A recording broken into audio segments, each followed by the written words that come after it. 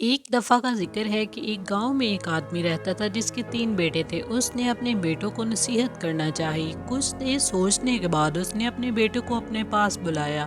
اس نے اپنے بیٹوں کو بتایا کہ یہاں اس گاؤں کو چھوڑ کر اگلے 2-3 گاؤں کو چھوڑ کر آگے ایک پہاڑی علاقہ ہے جہاں پر آپ کو جانا ہے، اور پہاڑوں کے اندر سے ایک راستے سے آگے ہو کر ایک بیری کا درخت ہے جس کو آپ کو دیکھ کے آنا ہے علیحدہ ٹائم کے اندر۔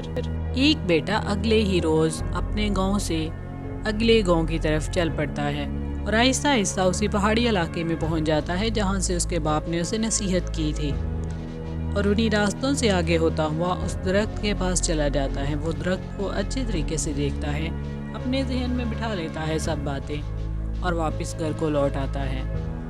اس سے کچھ عرصہ بعد دوسرا بیٹا بھی انہی راستوں کو گزرتا ہوا آگے بڑھتا ہوا چلا جاتا ہے اور اسی پہاڑی علاقے میں دوبارہ چلا جاتا ہے، اور پھر آگے جا کر اسی درخت کو دیکھتا ہے اور اپنے ذہن میں بٹھا لیتا ہے ساری باتوں کو، اور پھر اپنے گھر کو واپس لوٹ آتا ہے۔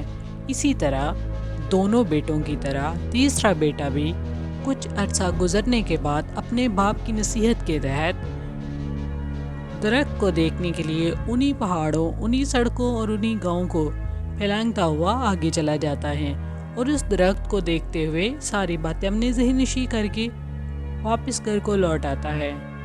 باپ کچھ مہینوں بعد سب بیٹوں کو اپنے پاس بلاتا ہے اور پوچھتا ہے، ہاں بیٹو بتاؤ مجھے کس طرح کا رہا آپ لوگوں کو وہ درخت؟